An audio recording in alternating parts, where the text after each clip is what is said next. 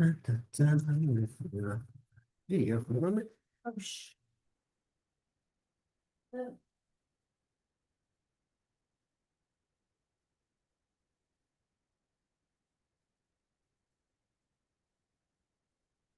And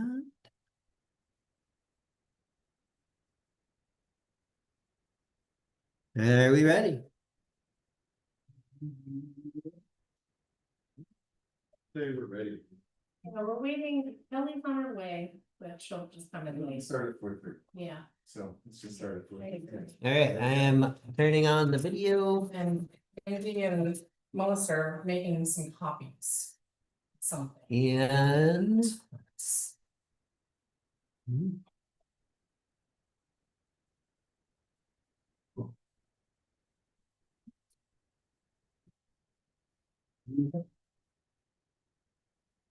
we started. Video go.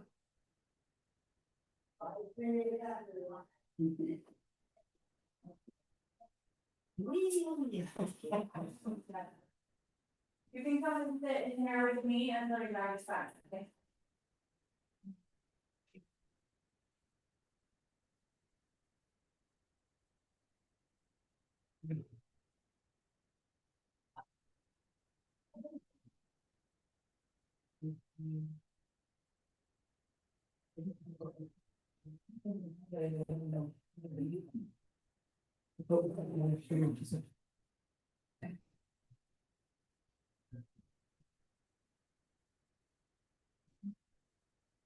I'm just waiting for Melissa.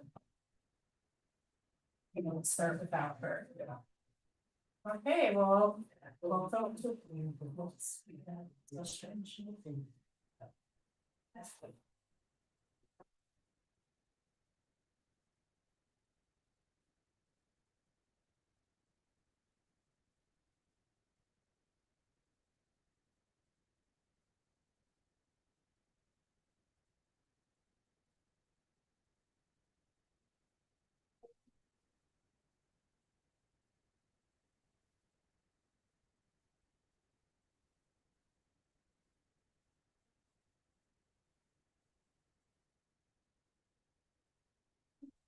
All right.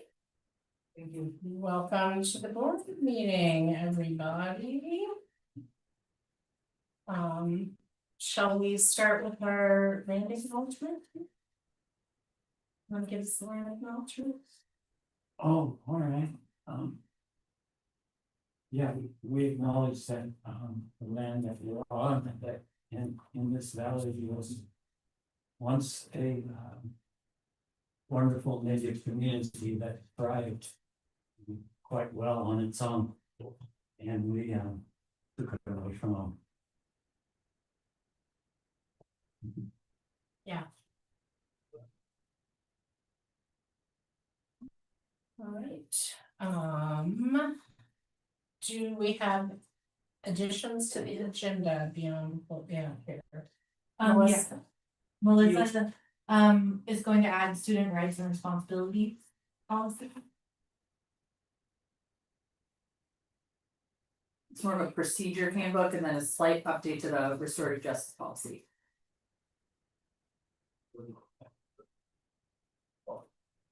Oh, that's right. You wanna put that in? Where do we wanna put that? What if we put that maybe under new business? Okay, let's put it at the top of new business. Okay.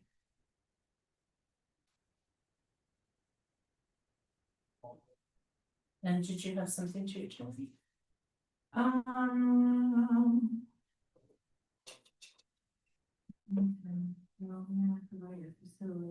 No, thank you. Okay, do we approve the meeting agenda? I motion to approve the agenda. Second.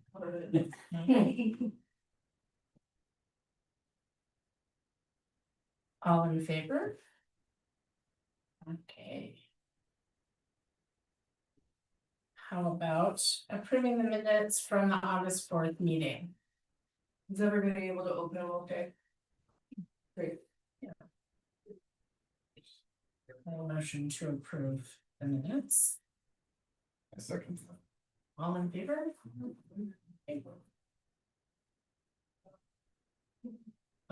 Public comments, did we have any this year?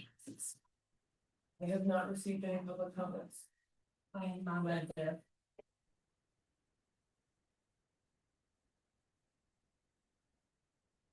Right, as we're cruising right along to reports, financial reports, One of the, that would be mine. put myself on screen. Hi, everyone. The state of our finances is good. As of yesterday, our checking account balance was 45,931.99 cents. Savings 231,183.09 for a grand total of $277,115.08. We are looking good. I'm going to pass around a statement of activity for July. This is a new way of looking at this. We're doing something where we're changing our QuickBooks. Where we used to have two different accounts for each account, if that makes sense. Where we have like the departments and the item, and now we're sort of combining them into department item this, department item that. And it actually makes it a simpler statement. You'll see there's, individual line items before, they're sort of more like a grid. Like this is how much we spent on non-consumables for the building, and this is how much we spent on non-consumables for the classroom, and this is how much we spent and kind of that way. And this is still broken down that way. But it, 1280 410 is consumable for the classroom. 2540 410 is going to be consumables for the building. So it is a little different. We're going to use this format going forward because as of this fiscal year, we're changing our accounting codes within QuickBooks to match this. So if anyone's confused at all, let me know, but I think this simplifies things. I think it's going to be easy to read. As you can see, our income for the month was $92,088.90. That is almost all from our funding from Three Rivers from the state. We had $30 in contributed income. But other than that, this was the month that we get the double payment. We get a payment that basically it's payments are split into 12. We get 2 in July and 0 in June. And so this was the double payment. That's why that's pretty high there, the 92,000. But then you can also see all of our expenses. Total for alternative education, which is classroom. A lot of that was salaries. Big chunk always of that area. You can scroll down, take a look, and you can see what we spent on electricity for the month, garbage for the month, rent for the month, phone for the month. If there are any questions, I'm happy to entertain them. This is great, this is easier. to read. It really is, yeah. Okay, that's good. These are appreciate that. All right, and next, you can pass that around. So what this is, what I'm passing around is our budget to actual for the fiscal year 24-25. You'll be able to see what we spent each month on each item. And then on the back page is where we basically kind of compare. This is how much we budgeted. This is what our actual cost was. For example, our licensed salaries, which is our teaching salaries, 141,000 was our budget. Actual was 132,000. So that's a little, 93-94%. So we were basically under budget, but pretty close, right on. And so you can go down the line and see, we budgeted 5,800 for the subs. We only spent 3,500 for subs. So then there's a notes column where I try to describe ones where there was maybe a large discrepancy. Where I'm like, this looks weird. Why did we spend, 1,000 times or whatever it is? Like if you look down at the dues and fees line, near the bottom, that's 640. Our budget was 840. Our actual was 12,468. So that means we spent 1,484% of what we budgeted. Granted, that's only like $10,000, but a chunk of that is we made the decision to cover the cost for TSBC registration for our staff. It's about $276 or so. But essentially for all of our staff, we covered this. So that was a chunk right there. That's went under that. What are some other highlights?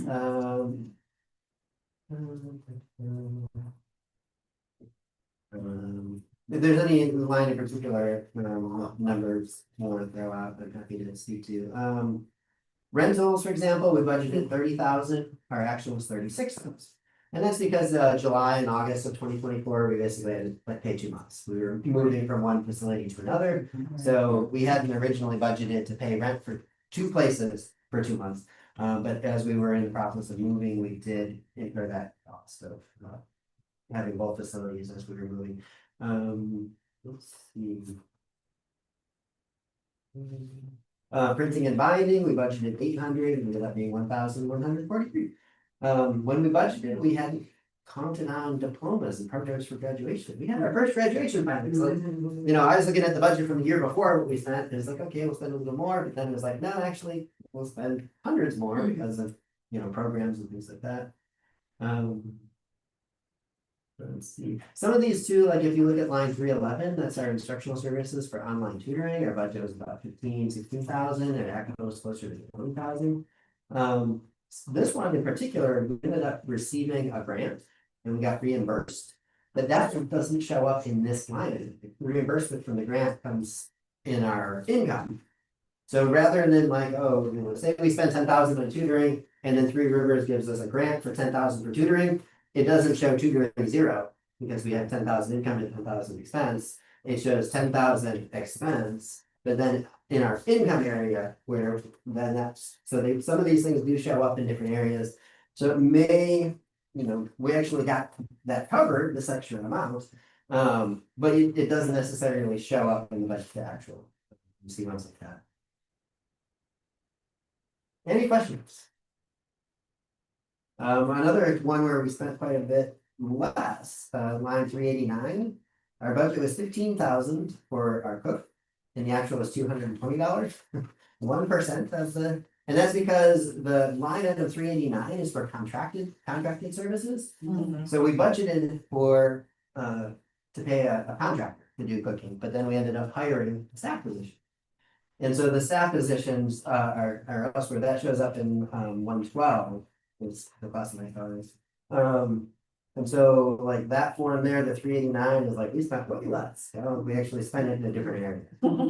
So any questions? No. Not immediately. Thank you so much for that breakdown, Ryan. That really makes it so nice. And of course, feel free to take it with you if you want to email me questions or come to another meeting. With any questions, I'm happy to speak to that. But that's a look at our overall. I think it's an interesting thing would be to see how we did for the year. Our total budget, and this includes what we originally budgeted for the school, but then also when we submitted that CSP grant that we received, I've added into that line the budget we put for the grant because we received the grant. So it's like, okay, here's our budget originally, here's the additional based on the grant. And so overall, combining the CSP grant budget and the budget before we got the grant, 804,000. Our actual expense was 665,000. So we were at about 83% of what we budgeted for. So that's pretty good. Yeah. We're looking good financially. And some of it is we did receive some of the grant funds that we haven't expended yet. And so that also makes it look a little nicer that like, oh, we haven't spent so much. Well, that's because we have the money, we just haven't spent it. And so once we do that, our expenses will obviously go up. But, all right, that's all I got. Do you have a question? Do you happen to have other grants in the process right now? We, I think at the moment, the one grant that we have received that we have written is the CSD grant. It's a 3-year grant, and we're about to start the 3rd year of that grant. There's others that we have applied for and gotten and closed out. Like this year, we'll probably be applying again for the 4-way community foundation grant. It's usually due, I think, on April 1st. So we'll be submitting to that. And so there will be more grants that we're working towards. But at the moment, the federal charter schools program grant is the main, and I should clarify, it's the main one from the federal government.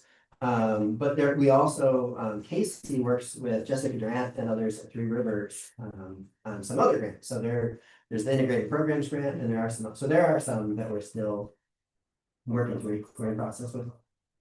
Yeah.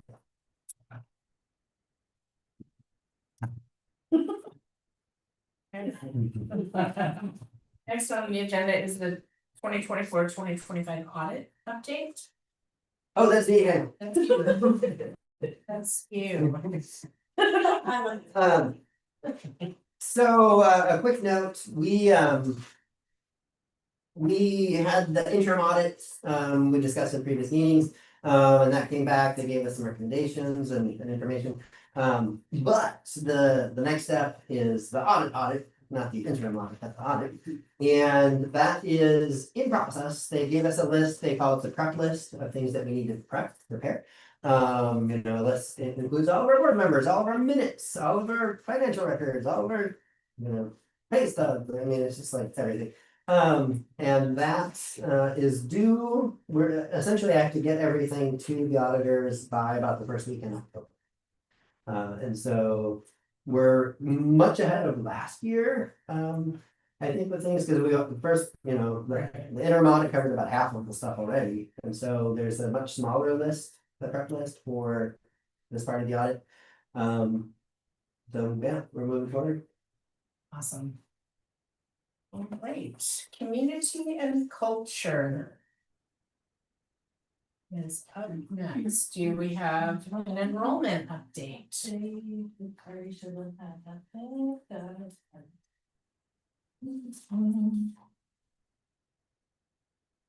So, our enrollment. I think we have one space available. Why can't remember anything of how it's spelled? Policy. Nope. You're trying to look for the roster? Yeah, oh, thanks, that's the word I was. Mhm. Thank you.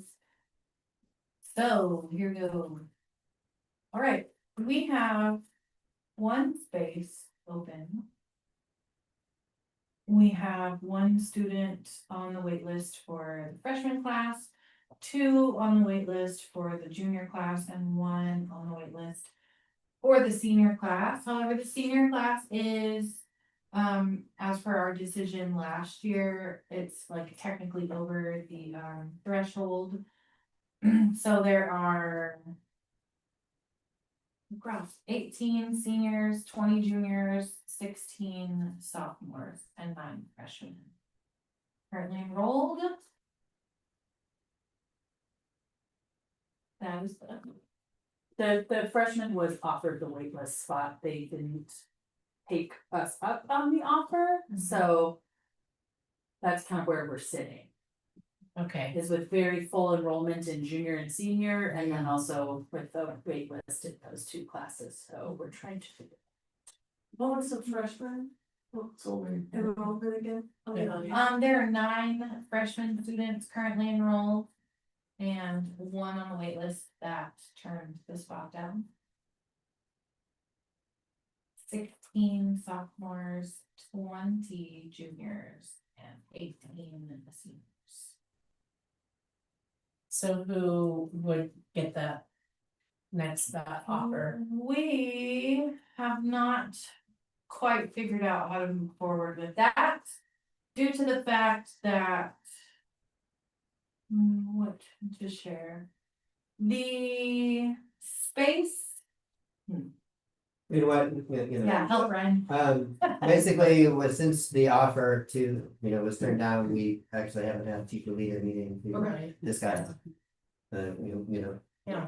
Figure out the next spot. It does seem to be a little bit difficult to enroll seniors rather than freshmen, of course, because they have. Certain amount of time that they have to complete school in. But we did learn that students who receive special services can be offered a position at the school if they need credits to graduate up until they're 21 years of age. Oh, wow. And so that does give us a little bit more wiggle room depending on the specific person, of course. But At this time, yeah, we haven't had a meeting to decide exactly how to move forward, considering senior and junior classes are so full. Yeah. Yeah, I should see that being a tricky decision. Yeah, it's cause Yeah. it's problem for the budget. Yeah. We have Yeah. small, very small classes going forward. What we see happening really often is a lot of shifting back and forth, especially at the beginning of the school year. Students who wanted to try out IB because that is where all their friends are going, a lot of the time then decide that it wasn't a good fit. And so we probably will see an influx of enrollment requests in the younger classmen's grades moving forward. Didn't we end up seeing that, like, I feel like we've seen that at both of the last years, Mm-hmm. but it's usually like by the end of this month. Mhm. I feel like everything was like, and we're done. Yeah. So we're anticipating, you know, students deciding that they wanna try a different format, moving a little bit forward, and then, yeah, having our teacher leader meeting at the end of the week, we'll discuss whether or not we like go ahead and fill the extra space Or just take a pause. or just take Try a to get pause, younger- yeah. Younger kids in. I mean, we have one up sophomore, On the wait list? right? No, No, there are no sophomores on the wait list. juniors. Oh, I see. Yeah. Thank you. No worries. That wrong. That's okay. So remind me again, are you guys quarterly or semester? Semester. So 2. Okay, and how about community connections? So we had our first week of school where we offer intensives to students. We had Charles Churchill come in and do a industrial scrap magic intensive. If you paid attention to the sculptures in the hallway, that's student work. We also have the parade intensive, where if you got to see the parade, thanks to Kelly and Daniel helping us with the trailers. So Wheels of Turn, definitely community connection the past couple weeks.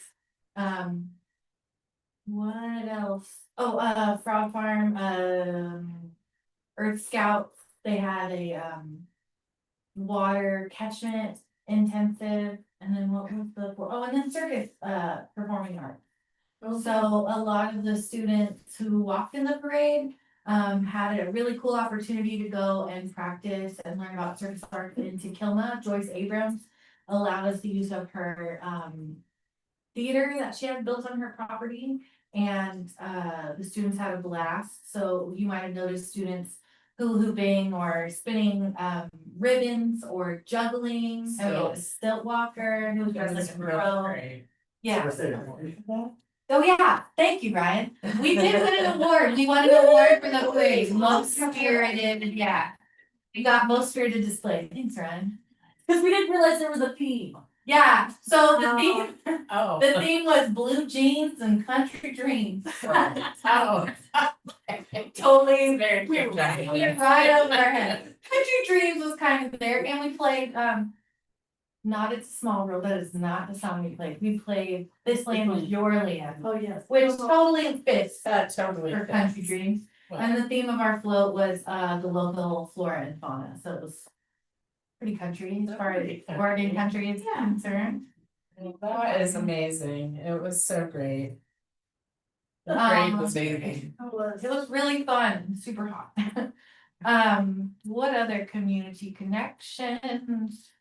Ariana had donated a bunch of art books that students have been using for collage. Clay's considering running another instrument drive for students in guitar class. A lot of the students are very interested in having an instrument at home, of course, because having the instruments at home will help them practice more. So guitars and bass, there's some students particularly interested in bass. So we'll do a community drive. Grace actually ran a yard sale type thing. I did Community actually connection there. have some funds for us. Nice. Not many, but So. And then, oh yeah, and then another cool thing about the parade is some of our younger children, like my daughter, my nieces, Arlo, Melissa's son. They carried signs that said future KCA student, So cute. to kind of like sell that.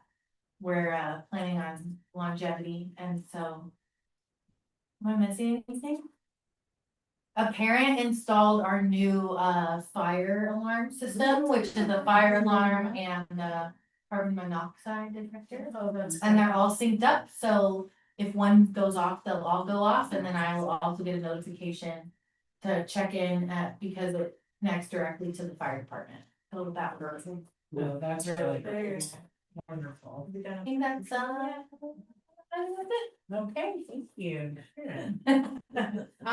Location and facilities, a facility update. Okay, that's me. That's you. Okay. So. Oh, wow. Yeah, okay, Ryan, thank you. All right, well, then I'll just bring my chair over. So I don't feel so, yeah, here we go. All right, so. It's, our potential new board members, you have seen the new renovation, yes? Actually, no, I haven't seen it. Well, I'll have to walk you down there.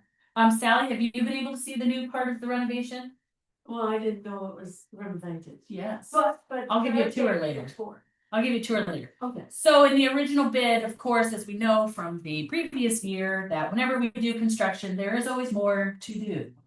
So this is the last and final bill from Abbey Rose Construction because he spent more money on drywall, paint, and then of course labor. So the last and final bill is $1,685 that he has been patiently awaiting because I told him I needed to get board approval for. So if anybody would like to see said invoice that he sent, please do so. Otherwise, I am seeking approval to cut him a check. What was the amount? $1,685.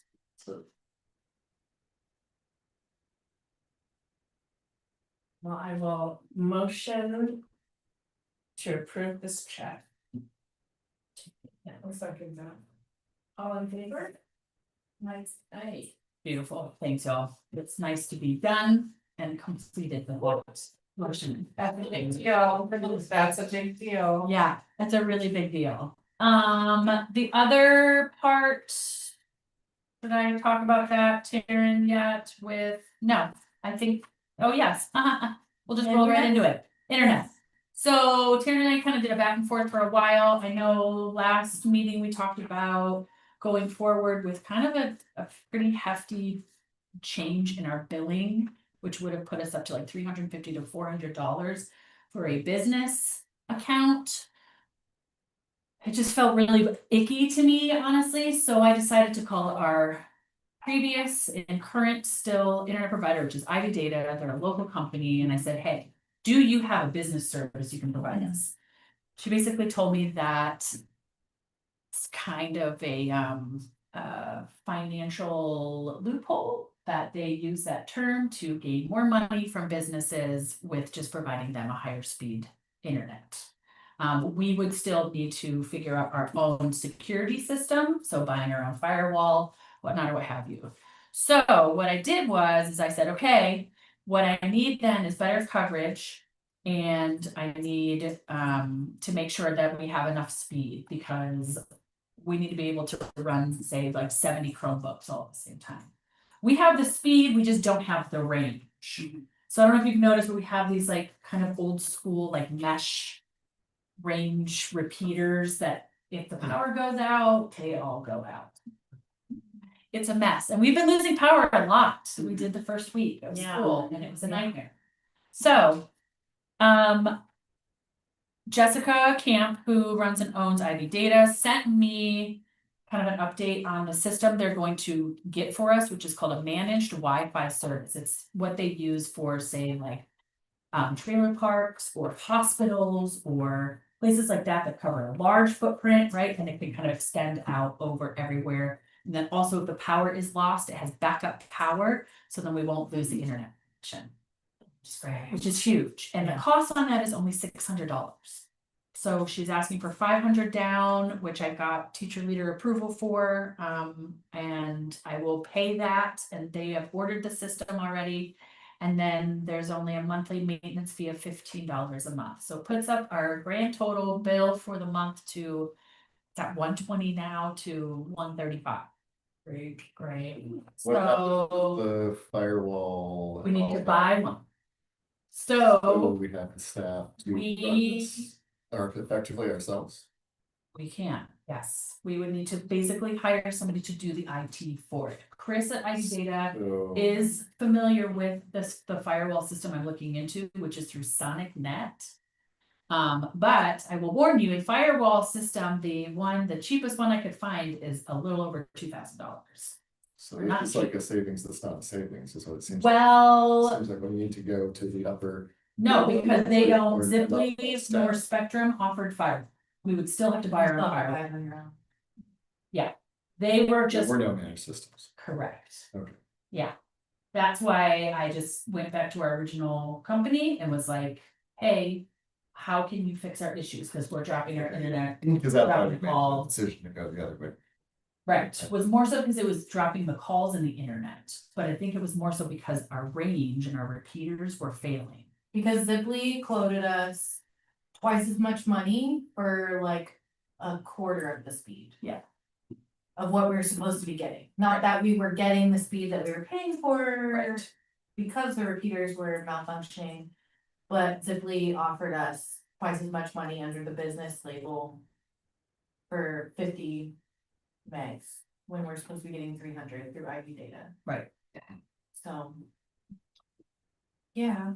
So Yeah. then who would be running the firewall and doing the data management? kind of Well, we need to side? find an IT person.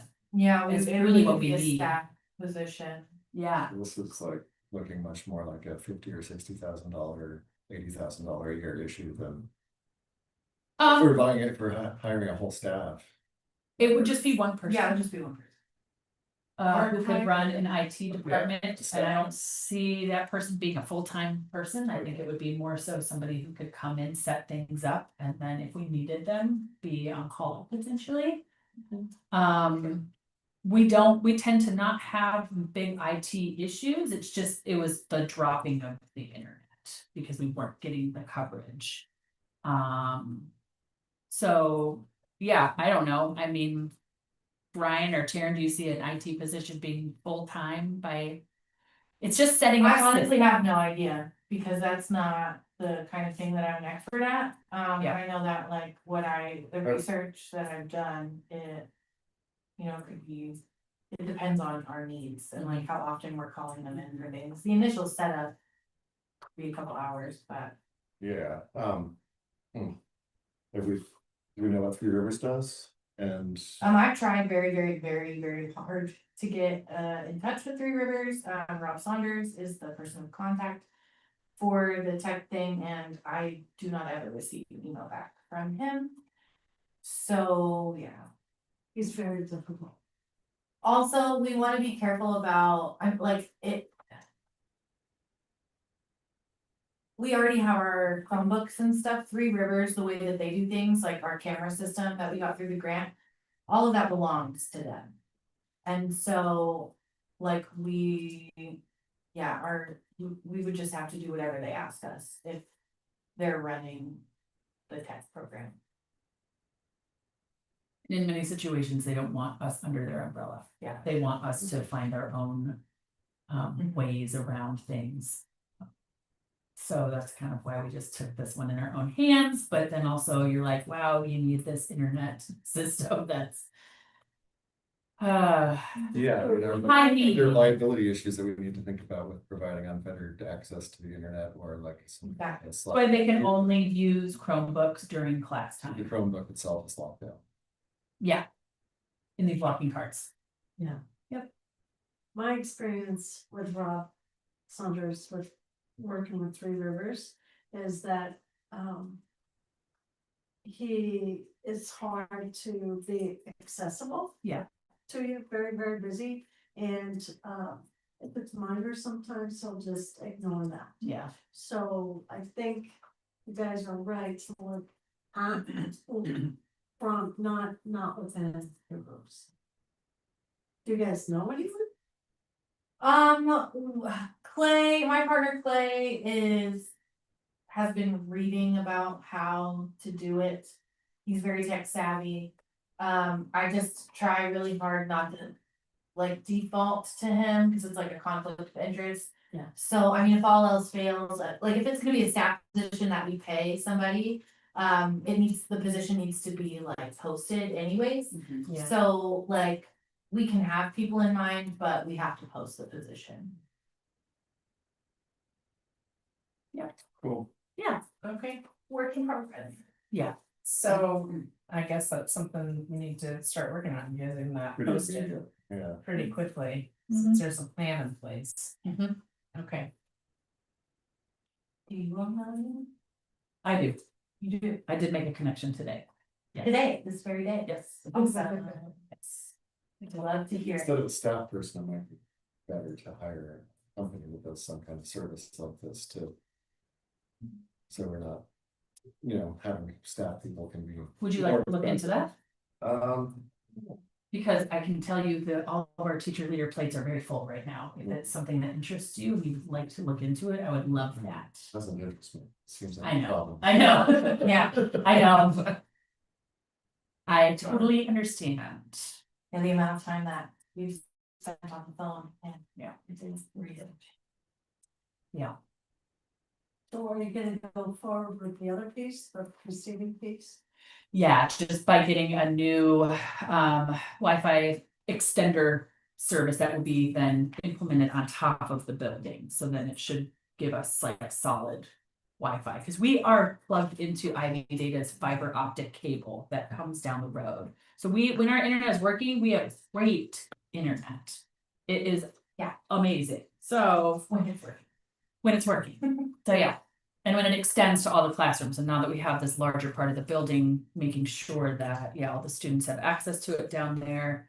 I mean, the good thing is, now they're not allowed to have their cell phones. So that's not a better access point anymore. So So do you need approval? Do you need somebody to? technically, no, not yet, not yet. I was just giving you a little update because Taryn and I were going back and forth between Ziply and Spectrum because we thought we needed to have a business type internet because we just weren't getting feedback from the district, honestly. And so it's kind of like, we have to do something now. And we also can't operate a business without internet. Yeah, So and the students have to have access to internet, especially now that they don't have access to their cell phones. Yeah. They have to be able to access the internet. And the reason why they're not allowed to take them home. Because we don't have the appropriate safety measures, but we walk around the classroom while they're using their computers to Yeah. make sure that they're. Yeah. And we can check their history and stuff, a lot of things, so, yeah, but. The old fashioned way for now. yeah, but wanting to fix that ASAP. Yes. so Cody, if you're looking into that, Melissa, he talks to you about what he finds? Sure, Yeah, okay. yeah. Okay, next item is the lease amendment for approval. And so, in your packet that you got with, behind your agenda. The very first thing is, a lease amendment between Calories and KCA. And this was it's just a very simple little statement put together. Part of our agreement in getting extra room to expand into a couple more classrooms. Was that rather than paying more rent, correct? We are instead covering the building insurance. The fire insurance. Their fire insurance, so, okay, so I might name two of them in that before. Let's see how it reads. Anyway, and so, in order, Brian asked me to put an amendment together. So that change can actually be made on our insurance policy, because the insurance policy needs to see that we are in fact required. Okay, here, I see. In the original lease agreement, signed 6/1/24, KCA is responsible for general liability insurance. That's how I read that. Fire insurance is definitely more specific, I think we want to definitely change that. In accordance, well, that was the old lease. In accordance with a verbal agreement between tenant and landlord, this amendment is being added to reflect a change in that. In that insurance requirement, in exchange for more square footage for the expansion of classrooms, KCA will take on the property insurance, so that you're saying that should read strictly fire insurance. That was the agreement that we Okay. made, correct, Ryan? Okay, That was right. Yeah, Yes. Fire was what was always. Fire options instead of before this, property. not generally. yeah. Fire, specifically fire because of the fire mapping and they And then it's raised to the the rates general of commercial buildings exponentially. Yeah. So there's. So for us to then cover the entire building under the bracket of a public entity or a nonprofit, their price ticket way down. So we did a little swap. okay, So would that then Taylor's take on the property insurance, but you guys would do the fire insurance? We have our own, so we've got our own insurance, right, that covers our, General line. yes. Yeah. Okay.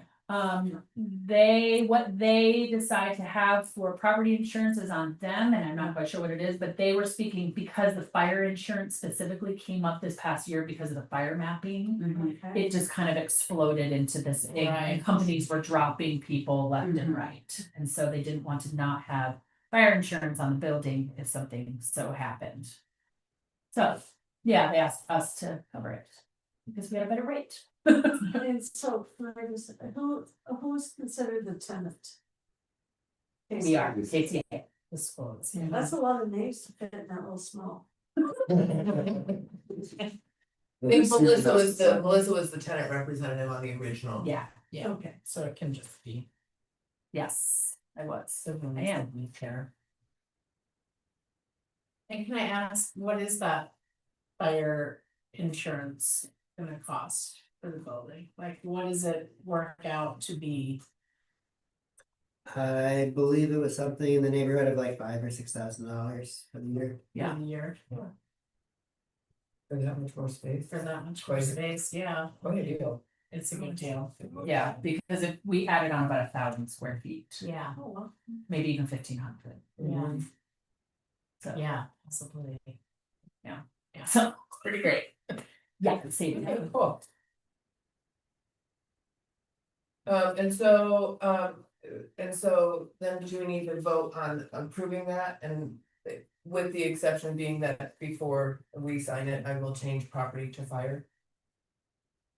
Yes, Can I motion to approve the amendment with that with that edit? edit, yes, I would second that motion. All in favor?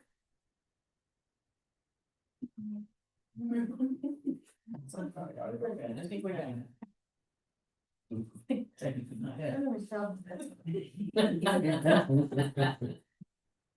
I do have an email from the insurance people, Okay, and this is from, months ago. About Taylor's dropped the building coverage due to extremely high costs due to wildfire risk mapping. So I don't know if the insurance company is calling it fire insurance, I think they're calling it building coverage.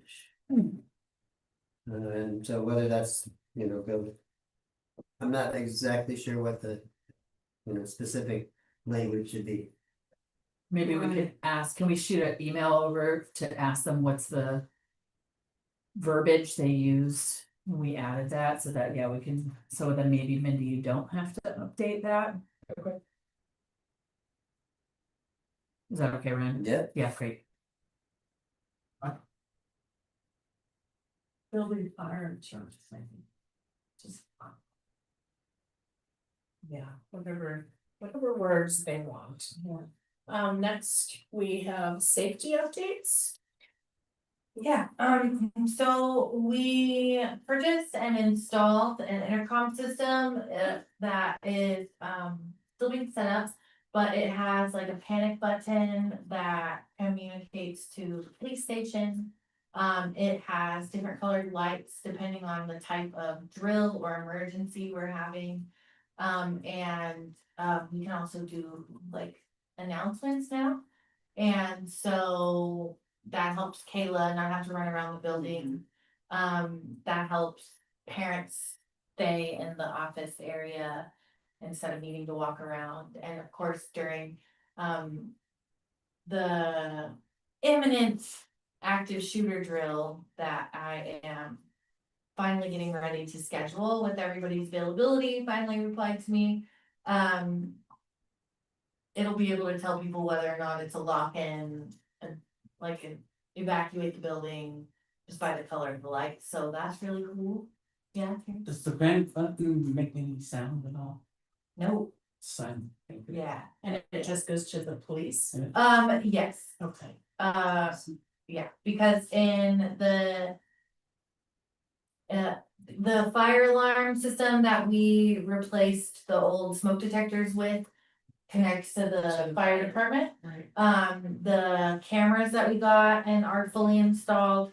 I have a camera pointed at each area where there is one of those.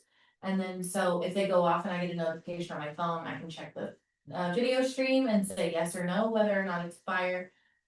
With the panic button for the intercom system, it is quiet. So that they don't know that you've pressed it. And yeah, it communicates directly to the police station. Is this in Grants Pass here? That is a great question. I am not entirely sure about. Yeah, I'm not sure if the sheriff's station. And We do have a school resource officer that we might be able to connect it to. yeah, I mean, they still have to be, I'll call. That's where dispatch and everything's gonna. Yeah, exactly. The sheriff's office, and then they're gonna have deputies. Yeah. Exactly. What else? Oh, the cameras, that we have installed, they're motion activated, they're sound activated. I've put them overlapping, so every single hallway is covered. Every single door has a camera pointed at it, outside and inside.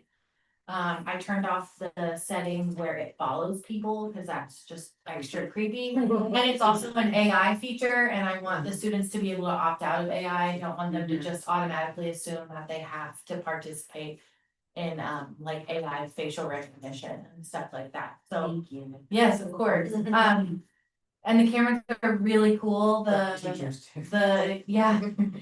cameras are really cool. You can hear very clearly. You can see really clearly. They're on our 5G Wi-Fi network, where once we get it updated, if the Wi-Fi drops, it won't be a problem. And I'm paying for the cloud so that we don't have to rely on SD cards, because a curious mind will notice an SD card. So probably better to use both. And yeah, the students really don't like the cameras, but they're not for them to like them. They're to keep them safe. So yeah. Anything else, safety? Oh, the door. Casey's, yeah, Casey got new. Well, front doors. Yeah, the front doors. Have the front in- doors installed finally. Yeah, so the safety Hey. door. Yeah. We can't kick the door open anymore. Casey also got a what were you calling them? Slab doors? Yeah, they're like a custom accordion door. So Yeah. they're like 4 solid core doors that we put hinges on. So they can be opened, but they are locked by a bolt lock up to the ceiling. Where are those at? Across in between the kitchen and the black box theater. Right, Yeah, there's there's a. a- We didn't have. They're I was right, so yeah. stressed Just so out you about know, that. they are right behind the curtain that's always been there, so don't try and walk through that, like it's always been there.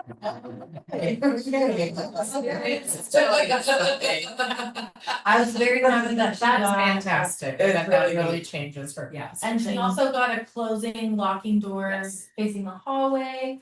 That hallway we are establishing as just a bathroom hallway during class. Students know they're not supposed to be in that hallway, and it also keeps the counseling room and Jan's Project Private, Plus line. area private. Yeah. So when we get a counselor eventually in the future, they will have that confidential space where nobody should be in the hallway making a lot of noise, and also you can't hear. Yeah. You're in the hallway, you're having a conversation. So that's really great. That's really cool. Hey, that's safety updates. Thank you, Sharon. Student report, we don't have Our student rep, any students reps. I think they're both working. Ooh. Who are they? Hava and Whitman still, we haven't had a revote. The revote will be next month. So, And so, And at what, sorry, go there's ahead. been more further discussion about whether we want people that are not at the school being student representatives. we are putting that out in a community class in the next couple of weeks to let the students decide that. Yeah. And so, could you, would it be okay if you guys would let us know when you're going to start kind of framing that in? So that maybe a couple of representatives from the Yeah. board could come in and talk fact, about. I was like, we have a schedule if you would like to. In fact, Yeah, I we would would like to invite you all to come in, let's see. Ooh, you okay? So our hope is actually that the vote happens before the end of this month because the October board meeting is October 7th. And so if we can actually have the election prior to that, and so I'm looking at either September 23rd, 25th, or 30th, I think would be good for you all to come in and share about what it's all about and encourage them to join the team. Are Tuesdays and Thursdays generally better for? I'm okay with whatever. I'm okay with whatever. How about Thursday, the 25th? Sounds great. What time? That would be at 2 o'clock. Come in and give the hard sell to the students. My hope is that that day, the 25th, is when we could kind of invite them all. Well, you know what, actually give them the week, the Tuesday before, give them a week to kind of think, because I'd like to do elections on the 30th.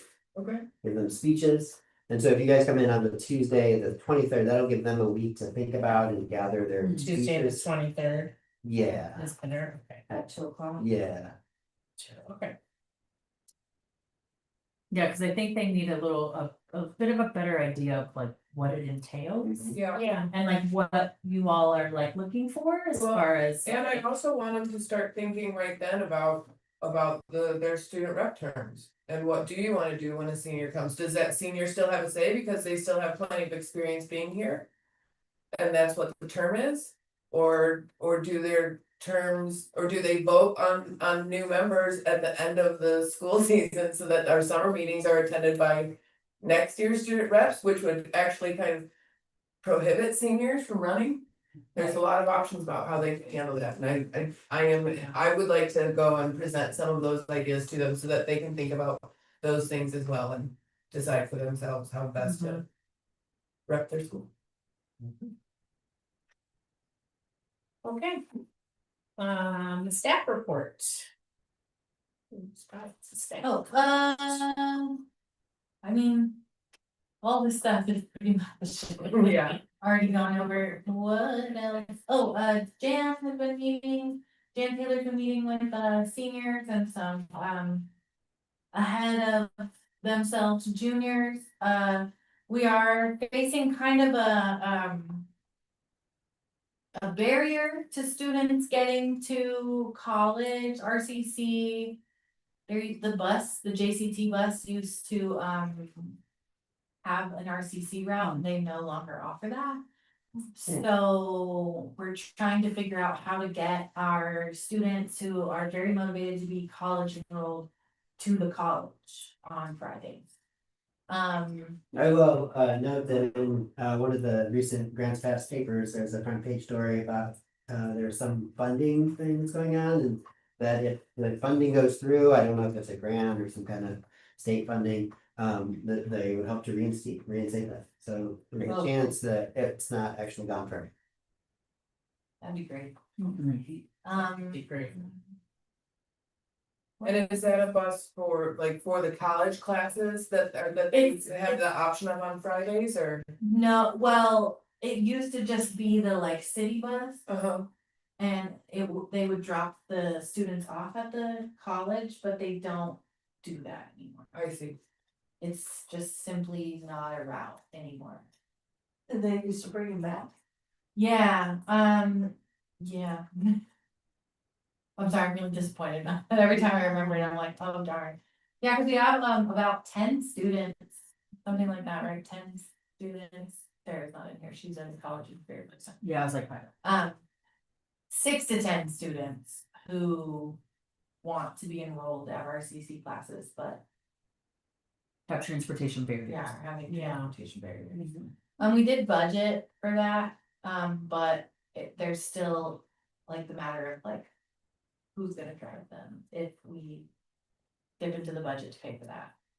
About using the school buses that you guys use for field trips and things like that. Not a bad idea. Do they have a small activity bus, cause it's only just a couple? So the activity buses are really just like 10-passenger vans. And if you have, you can have up to 9 students and the driver. So if it's more than that, it's not practical, but if it's 6 Right, kids, right. that is practical. It'd be interesting to find out some stuff, since. Yeah, school bus. The issue that we're facing with the activity van thing is that we had budgeted, we had some money set aside for that very thing, but we realized that our class sizes are too large to facilitate the activity buses being used for field trips without an entire extra adult. Like a lot of our classes are 16 to 18 students. So you would have to have 2 adults to drive the activity bus. Which we don't have 2 adults to spare at any given moment. And then if the class is bigger than that, like say the class has 19 students, if you can only put 9 students on each bus, then you can't take every student, yeah. So it's a rock and a hard place, that conversation. And then we reallocated, we did rebudgeting for the, like, we already told CSP that we weren't gonna get the activity buses and we're gonna use the money for other things, once we realized that it wasn't practical. So, like, rearranging the money again would probably seem funny to them anyways. Staff, of course, are willing, like, I'm willing to drive some students, but I can only fit so many kids in my Corolla. So we're working on that. I wrote down school bus barn though, Cody, that was a great idea. I feel like it was extremely reasonable for them to take classes places. Is there? Yeah, I worry, oh, sorry, Sally, go ahead. Is there an opportunity for them to do virtual learning? I don't think so. I think that the way that RCC, like Jan and Sarah are really trying to get students on the campus, you know, to like Yeah, start sure. that experience. We can ask about that, but it just, then we have to figure out, do they have devices at home? We can't send them home with a laptop. Do they, you know, it's. This is only on Fridays.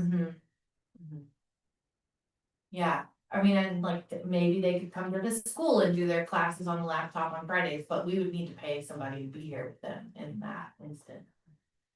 So, I mean, yeah, it's a work in progress. I can ask, cause I'm sure Jan has already, like, she is such a rock star. She thinks of angles that, like, she probably has thought about the bus barn, and I'm sure there's a reason why that hasn't been brought up and didn't work out, but.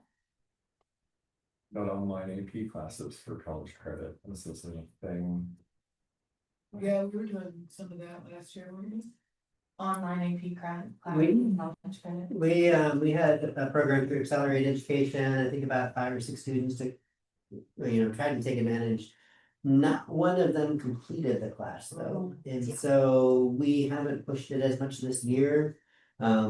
Students just really weren't able to, they didn't have the capacity to focus on the computer in a room, and do their thing. And so, to have 6 of them try it and not one really make it more than maybe a month or 2, I would get emails like, you've completed 23% of the class at the end of the semester. it's like, okay, they're not getting credit. And so we thought maybe we need to figure out more, if we pushed it too much, maybe we're setting them up to fail. And it also costs us money. So, this year, we're not really pushing that, and most students have approached us saying, hey, I really want. Last year, they were saying that, and so we gave them the opportunity, and then they didn't like it. Yeah. And this year, we're not pushing it, and they're not coming to us saying, please, can I do it online? But, that option is still available for students in the future, right, there are some students who would be like, great, so. That happens, but anyway. Well, maybe the road transit will get its act together in a miracle move, I know, you know, that'd be amazing. yeah, it would be really helpful for our kids, for sure. Yeah. More, like, we have some new staff members on our community staff roster as well, Forrest Roth. Shannon Long. And then Joe Harlan, can't remember everybody's last name, sorry. And they're all doing pretty well. New community teachers are a little bit tricky to help them get their footing. Teenage apathy is very difficult for even the most seasoned teacher to handle, so we're trying to help them with support. We have some like teacher threads where we are all providing advice and asking if anybody has questions. Trying to help them navigate building their relationships with the students has been interesting and encouraging to them, because they, as community teachers, they didn't necessarily realize that they didn't have to just like take this lesson plan and like drill the lesson plan into the students. And so reassuring them that they're allowed to like get to know the kids and like have a little fun and like goof off has been helpful as well. Sarah also offered in our last teacher leader meeting to run a training, like a teacher training for all the new community teachers, just to give them a little more tricks and tools up their sleeves. And so all of us fully supported her on that, to maybe run it on like a Friday. It was, that was, honestly, I have to say, like, our staff training, like, when we did the group projects with the scenarios, that was super helpful for me. That was really like, yay, thanks, Sarah. Yeah. That's exciting that she's gonna do some more of that. She gets really excited about it, so that's It's fantastic. been great having her on staff. Yeah. She really likes being here. Yeah, we love having her. Yes, we do. Did they get a chance to, like, when I was at the Node School, learning to teach, I would watch Melissa, I would watch Casey, I would watch. I would just like see how it's done, how they be with all the kids and keep things, so having these skilled teachers, being able to just see them and role model it for us is, like, you can learn pretty quick that way. Like invite them to observe, like a student, like student teaching, that's a good idea too, Terry. Yeah. It's a great idea. Yeah. One of the things that we run into with community teachers is asking about extra time. So community teachers are very, very protective of their time, like, which is totally reasonable and acceptable and valid. So that might be, maybe we have to offer lunch, oh, there you go. We have to offer them something. Yeah, lunch and tea, cookies. That's a great idea. Hour before. Yeah, it's a great idea. Also, invite them to serve, offer. Snack. Observations. Observation and snack. OS, it's an OS. I think that's about it for staff, so unless anyone else has anything. Okay, great. All right, All thank done. you so much. All done. We are on to new business. I guess I'll take the first one, which is. Oh, let's do Melissa first. You're right, Melissa's first. Okay, great. Is this my student rights and responsibilities? Yes. Yeah, okay, good. Thank you for, yep. So. As you know, over the summer, you all looked over what is now our new KCA student handbook, right? So guidelines for, most everything in kind of a general format, okay? Then what I started to do a deep dive on as well is, restorative justice is also our disciplinary practice, right? And so, after last year, I learned a lot. By having some very challenging situations that we had to run into. And so what that means is that there's also another handbook that goes with a student handbook. This one is called the Student Rights and Responsibilities. A lot of legal jargon that we need to have in place if we were to have to move into a severe punitive place, and then also just protection of not only their rights, but our rights as an entity. So I went through word by word, cleaned it up so that it looks reflects a little bit more KCA-esque. I have 3 hard copies for all of you fellow analog lovers like myself. If you would like to take one, otherwise I can share it right now on the Google Doc so that you can look over it. I highlighted a few sections that I saw as things to just kind of put our eyes on. Some of them we cannot remove because it is a legal entity. But then others, I just kind of had questions around just kind of the way that we word things. So I'm going to ask you all to take the month, and maybe at the next board meeting, we can approve this or edit it or whatever needs to be done, because it desperately needs to be in place. But here are physical copies. And you'll Google Doc it. I will Google Doc it right now. A very small success with people that, so. That's fine. Yeah, that's fair. Yep. Because the other entity or the other approval that I'll need is that it's just gonna be a slight addition to the already existing restorative justice policy, where it's literally one sentence that I'm adding to responding to specific incidences. And this is how it reads currently: is in response to disciplinary infractions or conflict, our school shall use a continuum of strategies that are restorative rather than punitive. We shall use restorative and other positive responses except for the most serious and dangerous offenses when exclusion from school is absolutely necessary to protect the safety of the school community. The new sentence reads, please refer to the Student Rights and Responsibilities Handbook when a punitive response is necessary. I don't know if I need more. I would love feedback on that. However, I feel like this is pretty all encompassing when you start reading through it. And I feel as though if we just put a referral in the restorative justice policy, that might be enough, but I default to you all. Is this something that you have the kids read and sign? This is not necessarily, this is more so a policy. Okay. So they don't get a choice. Okay, This is just the way it is, all right. unfortunately. Because there are certain safety standards we have to uphold. Yeah. And for Physical threats against anybody in the school community or the building itself has to come with a punitive response. Civil rights, Civil rights. things have to go through a very specific Yep. procedure. Yep. Hate crimes, harassment, things like that.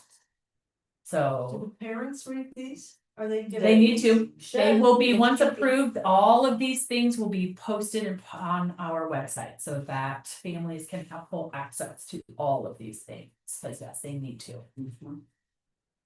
Yeah, and that's pretty much how every other charter runs as well, is once those policies are approved and in place, they should be on their website, fully transparent for the community. Yeah. So, yeah, oh, so sorry. So this, I'll hand these out. I did make 10 copies of this because this is just the one sentence, but also it's an approved policy that I just need to make a slight revision to, but if you feel that it needs a little bit more or a little rewording, please do it. So. Yeah. And I think that's all I've got. Thank you, Melissa. Welcome.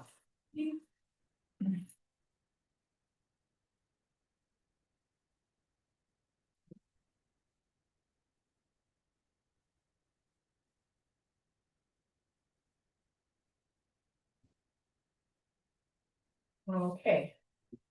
Are you ready? New business. I wanted to bring up fundraising.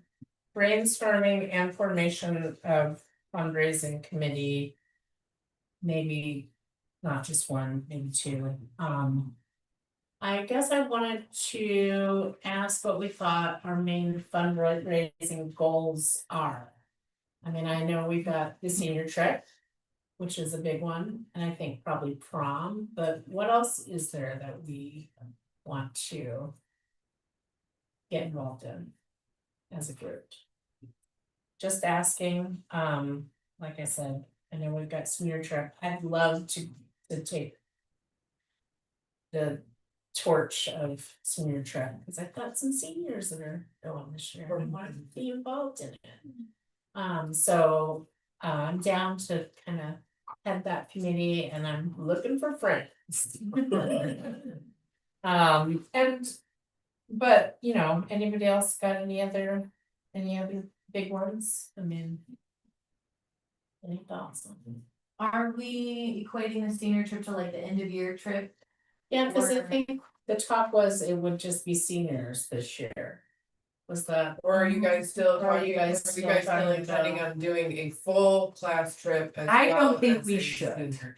Yeah. I Yeah, think safety, because we now have 64 students, that was a lot. I physically cannot plan a event like that Or manage it. again, or manage it.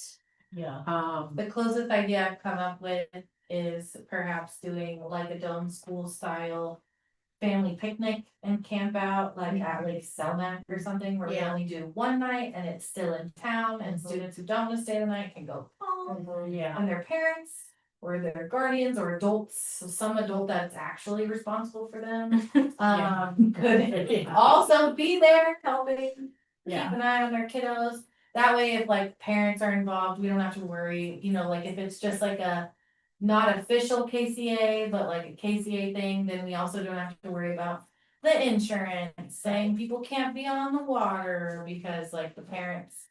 It's just like a voluntary, if you Yeah. wanna come thing. It's not a set in stone, and we haven't said, yeah, sure, that's a great idea. But last year we were so far away from town, and Yeah.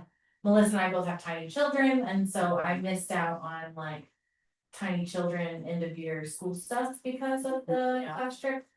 So I definitely wanna avoid that in the future, and the seniors this year have spoken and have a stated interest in Six Flags. So that's definitely not a whole school activity. It's No, very- yeah. And that's a big goal. Yeah, it's a huge. That's a big. And the goal. senior class last year was 8 seniors. Right. So it was very small, and Right. so because it was our first graduating class. We just kind of felt like we all Yeah. wanted to support them, you know, and like. And Taryn also had a really cool idea of going to Newport, so. I just decided we would be totally insane and take the whole school. Well, this year I mean, there's 18 seniors. That's what I'm so saying, so it's still a large It's class. still a large class, So it's still a large. I think it'd be more feasible and a little more economic Mhm. if we just started doing like the senior Yeah. class. Well, I mean, you know, these kids are special enough. They should understand that nobody else gets full school senior trips. Right. Yeah, so I guess that was kind of my thought, that that was the end of year thing, you know. Yeah, and then, you know, there's prom, if they wanna do something special for prom, I just think. With the fundraising, I think it's important to get the kids. Involved in it, it's for them, it's an opportunity for them to learn how to hustle for things that they want. And how to co-create together, which is a really great life skill to have, so. Yeah. Yeah, that's kind of my thought on the subject. I'd like to get together with the senior class and talk to them about ideas that they might have on how to do that, and what they want to do, and how to have a long-term plan and multiple goals towards. So. Kind of my thought on that one. I started planting seeds for that because in my leadership and service class, which we can totally be a part of anybody's fundraiser, I will rally. I have a group of 16 this year. Ooh, wow. I have already prepped them for fundraisers to come and events that we're gonna help set up and create. So, yeah, whatever you wanna do, let me know. And also we can start maybe rally. I actually brought it up today in class if we should start talking with the senior class now. Yeah, I think Because now's the time. Part of everything that weighs us down, essentially is lack of organization. Yeah, Because we have so much on our plates that then it just gets put to the back burner because it's not on fire. So, and then it is on fire when we're Yeah. ready to have a trip. So, yeah. I can start rallying the seniors together to. I think that those are probably, I mean, the senior trip really probably is our biggest one, right? I think it's We've the got biggest, and grants, then- we've got grants for art supplies. yeah, Our science classes tend to be pretty place-based. I mean, is it like, what do you teachers think? Do you guys think that there is a need for us to do science or art fundraising?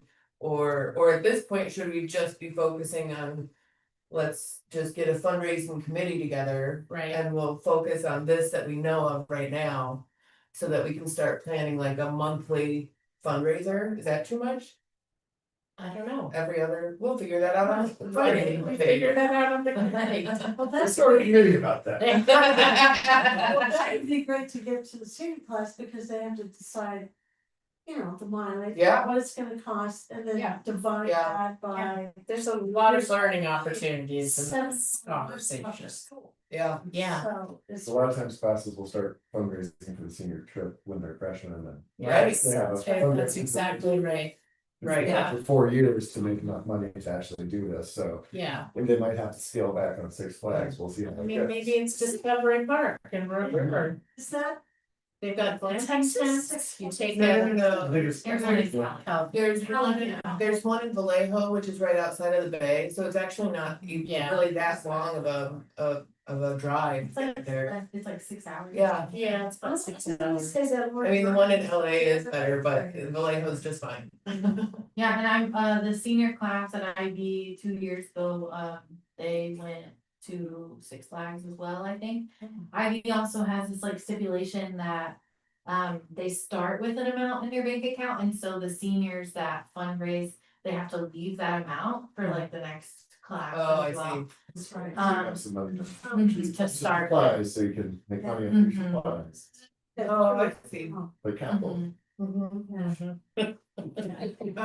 That leaves a point, then juniors can start on doing their fundraising too. Yeah, Yeah, so, Field trips too, I- I would say are a so- good place to put fundraiser money. I don't feel- We wanna do lots. oh, of sure, trips. field trips. And one more would be the yearbook. Yearbook. Ooh, We've okay. made the decision that we don't want to charge our students like $50 a book like Yeah. other schools do. And And pictures. that's expensive. Yeah. And so, yeah, and we also, we gave students free pictures last year, the school photos. We gave them like the class photo and like one sheet of images, and so. It costs money to do those things for them. The yearbook, the class photos. Oh, yeah. Would you say Oh, the field trips, thank you. caps and gowns as well, or do we need? Cause that's another thing that we don't require them to pay for. So that just comes out of their annual budget or something. Another idea that I have that is like, not an immediate idea, but I would really like to. Start the school year out with like swag bags for students where they get like a KCA t-shirt and like some stickers and like a. Something that. A Drawing sketchbook, yeah, pencils. pencils, like Yeah. normal class supplies that they're using frequently. And then also something to say like, just to communicate that like we've got them, you know? Mhm. And that they belong here. IB gives shirts. At least to the staff, and that was really impactful, so. The idea of like giving them some kind of like rep your school kind of thing. All three schools do that Yeah, for their staff. yeah. Really, really nice. Yeah. That's really nice. Yeah. So I don't think that, sorry, no. I don't think that there's anything necessarily for us to vote on, but Gracie's volunteered to head the fundraising committee. I have. I will volunteer myself to be on the fundraising committee. Awesome. Does anybody else wanna be our friend on the fundraising? It's really nice. Okay. Amanda's gonna be a situationship with the fundraising. Okay, And also put it out to parents if Yeah. Oh, yeah, the PTA, the not a PTA. Yeah, right. Yay. We do need to put it out to parents, because it would be really fantastic to have. Now, total do you have involvement. colors? Like school colors? I think that they're purple and green. I think they're rich. Just a. Yeah. Oh, yeah. Do we have a mascot? Somebody asked me that. the other Cobra day. Lily. Oh, the Cobra Lily.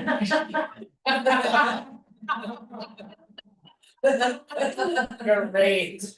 Plants. It is. They around here. But these days. Okay, well. Raven was a close second, so we've talked about maybe configuring in the Raven some way somehow with the Cobra Lily. I don't know, we'll see. Then you can caw at your. At the competition, I think we should be the calling over. It's like dodgeball. Amazing. Well, while we're talking about, Forming committee. forming committees, the next up is the formation of a finance review committee. I could take this one. Okay, would you? So I would like to, I would be, I'm up for heading this committee. And I think that, Ryan has sort of brought up that it was something that we could be doing better. Potentially as a board, and also I think would make things perhaps a little better for us on the audit side of things. If we were actually having some oversight, and so I don't think that, I'm not the person to lead any sort of like. Budget financial committees or necessarily things like that, but in terms of just doing the review and actually sitting and making sure that the balance sheets. Add up and subtract back to what they say they are. I would be willing to head that up, and I'm proposing anybody that would like to join me in that. I think that we could meet once a month within the week after our board meetings. To go over the reports that we've been given and to verify. That's my proposal. I'll be on that with you as the. Thanks, Cody. I'm happy to come to those, Okay. answer any questions. And you have a lot of school spirit over there. Thanks.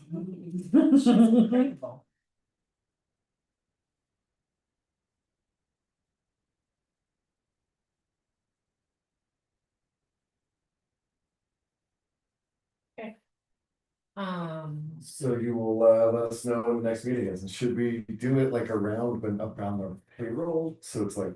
Kind of alternating and we get to do that stuff before the next meeting, or what would be the best timing wise for because you have. Your finger on the pulse of the finances, when do you, should it be like a week after or 2 weeks after our board meeting? If it was right when in the half a day between when I get all the timesheets and then have to enter things into our Gusto payroll accounting. That would be ideal, like the 26th of each month. Okay.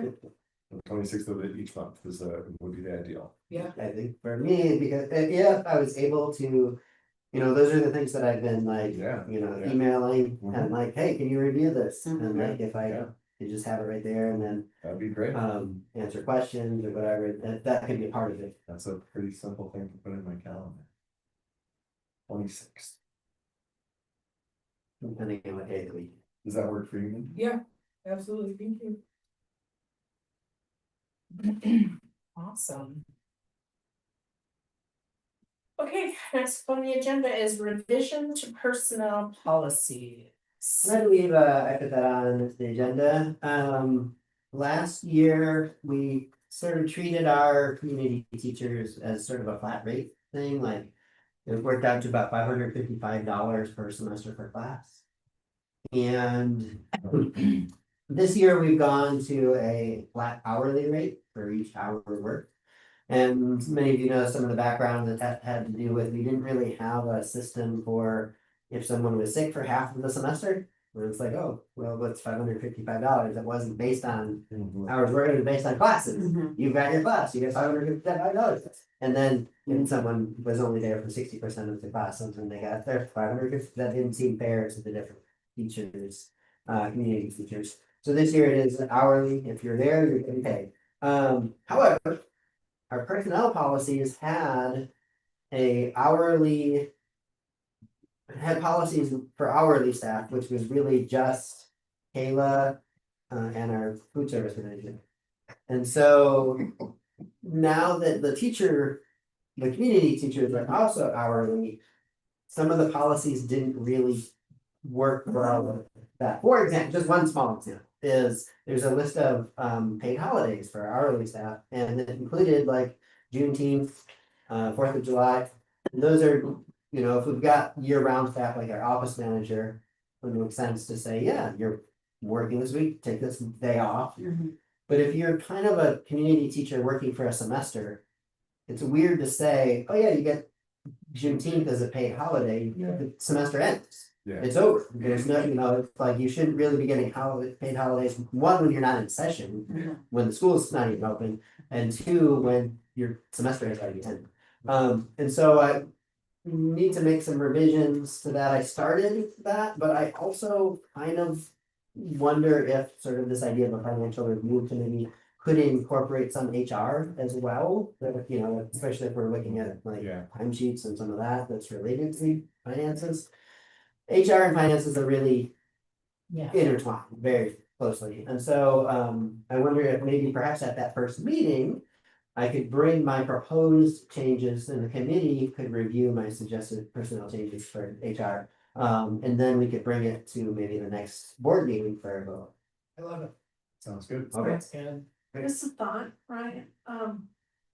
Not the year round people that work, but the people that teach other community teachers, I guess that's what I'm gathering you guys are calling them. Can they maintain and follow the Three Rivers school year calendar? Then that would exclude all the, like the Juneteenth and all those other. Yeah, Just- essentially, it's, when our office manager works strategy. And so when we were saying hourly staff and we had basically one hourly staff, it was like, okay, we can, but now it's like, okay, we've got hourly staff who are at different schedules. And so there should be different policies applying. Absolutely. So, yes. Yeah. That's all I got. All right. Okay. Discrimination complaint procedure is next up. Let's see, we have And the so procedure and the form. this is something that Sarah had shared with me. And this is something that is required as a Title. Thank you.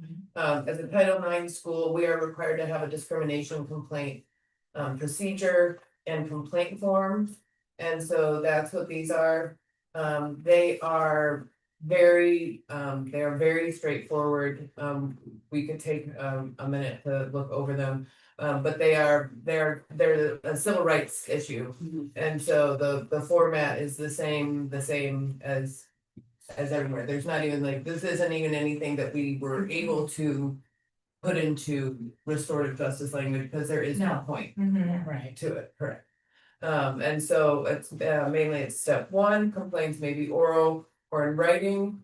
It must be filed with the civil rights coordinator which is Sarah here, correct? And then you can see we've got some time. Well, step two, if the complainant wishes to, I'm gonna read through it all, is that okay? Yeah, do it.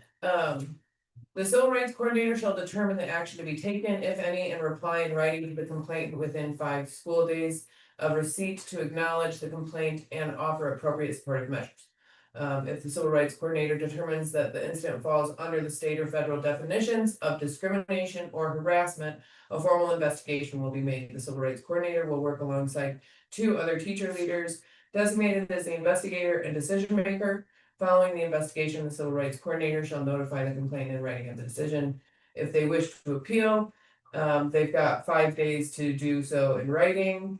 At which point I believe then it would come to us. Is that true? So it's my further appeal to the designated decision maker. Oh, no, not yet. Step 3. Who's the designated appeals decision maker? Was my question about. The 2 other teacher leaders will be designated as the investigator and the decision maker. Appropriately, and I believe that that is not a set in stone position, whereas Sarah is our civil rights coordinator. I believe that then investigator and decision maker Is flexible. is flexible and would be like, if somebody was saying that Taryn harassed their student, then Taryn's not gonna be the investigator and decision maker. So that's a flex. And then step 3, if the complaint is not satisfied with the decision of the appeals. Wait, so is the designated appeals decision maker, is that different than the original decision maker? The original decision maker would be Sarah, right? Civil rights She- coordinator. Well, she's the coordinator, and then there's an investigator and decision maker that will work alongside her. And I'm just wondering if any of our teacher leaders know if the appeals decision maker is then a separate teacher. Probably. Okay.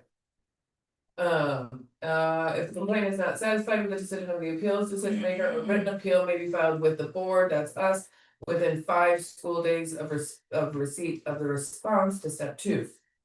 We may decide to hear or deny the request for appeal at a board meeting. If the board decides to hear the appeal, the board may meet with the concerned parties and their representatives at the next regular or special board meeting.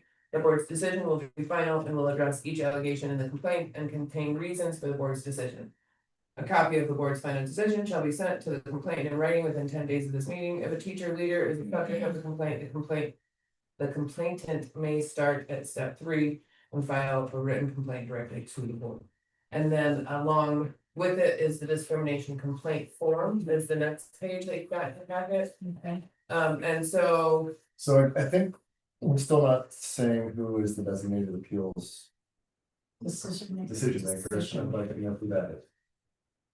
It's, okay, Sarah's listening, I can. What would you call it? Oh. Sure, you could follow. Okay. But somebody else has to talk to her. Okay. and I just wanted to point out and clarify too, there was previously an issue that this board discussed regarding a parent complaint. Mhm. That is not this. I was gonna ask that, is this gonna be in the handbook? This will be, this This is complaint just form will separate. be online, and then this procedure document will potentially also be online. Yeah. Yeah, these are separate policies that have to have kind of their own living, breathing document. But not necessarily mentioned in the policies. I mean, in the handbook.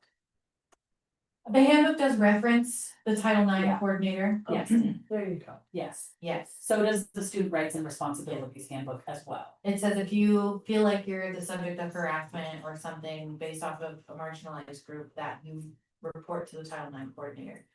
Title IX coordinator then decides whether or not there is need for an investigation and then moves forward accordingly, depending on each step. So I think before, hopefully she answers, but I think that the designated appeals person could change each time as well, depending on the That's all I- situation, how far. Hey, hi Sarah, I'm still at KCA learning a lot, and we have a question for you, Okay. but I'm gonna hand you off. I did not end up listening to the meeting because I was thinking. Oh, It's okay. Jeez. Sarah. What are you having? Okay, hey, so the question is in regards to the Title IX complaint process and who the designated appeals Decision maker. decision maker. If that's the same decision maker from step one, or if that is, Can't be. or if that is now. You have to say, can't be the same. Yes.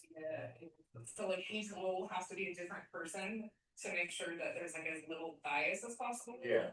I'm saying. Yeah, So each one of those roles, like the investigator, the decision maker, and the appeals decision maker have to be different people and they have to be different than the Title IX coordinator who And- sees the initial complaint. But would they all be teacher leaders? It doesn't specify what role they have to play within the school. Okay. And is that at your choice? Is that at your choice, Sarah? Do you decide who the investigator and the decision maker is? As the I think coordinator? that I think I would appoint them. Yeah, Also not sure about is like, are those permanent titles or like when a complaint arises, I feel like there may be need for it to be different. Right. yeah, Right. Because like if the complaint is against one of the people, then that person shouldn't be involved in the investigation in any way. So I right. think it's something where the roles need to be appointed, like if there's a complaint that can't be resolved with supportive measures and the complainant decides to pursue an official investigation. But then the title coordinator has to then appoint those roles all within the time frame. in the context of the specific situation. Yes, so in the context of the specific situation, making sure that there's no conflict of interest. Okay, so, Okay, satisfied with that? well, it seems like this needs to be specified that like, you know, this is gonna be a teacher leader or board member or something, that you're not gonna appoint the janitor or like a community teacher or someone like that doesn't have as much oversight and this in the game of the school. Seems like something like that should be specified in this policy. Is there a reason why the wording of the policy is the way that it is? In regard to not, it's fine if it's a teacher leader. Yes. No, I think that it could be specified as a teacher leader, that's something I can change, and that's probably a good idea, I think that because there's 5 of us, you know, myself excluded. There's 3 other roles that need to be filled, there's 4 other teacher leaders besides myself, and so. If there was a conflict of interest with one of the teacher leaders, it would just fall on the other 3. Fantastic. Okay. So yeah, I let's just, precise the policy to specify that it would be a teacher leader who would fill those roles. yes, that'd be great. And I think that makes sense. Awesome. And Sarah, is the document that you shared with me, for this meeting, is that something that I can edit for you? It's there. I think so, I can remember if Okay. I shared it, I gave editing permission or not. Okay. I'm gonna check I out. was just trying to take something off your list. Okay, thank you, I appreciate that. I'll just go ahead and change it tonight and Okay. then resend it to you. Does that mean then that it would need to be like on the agenda again to be approved? I think that we can motion to approve as amended, Yeah. Yeah, knowing that that amendment is going to happen. Okay. Yeah. Yeah. Thank you. Thank you for asking, that was a great clarifying question, that was something that should be specified. Thank Sarah. you. Thank you. Have a good night. See you tomorrow. Alright, it's just 6 tomorrow, bye. Thanks, Sally. Awesome.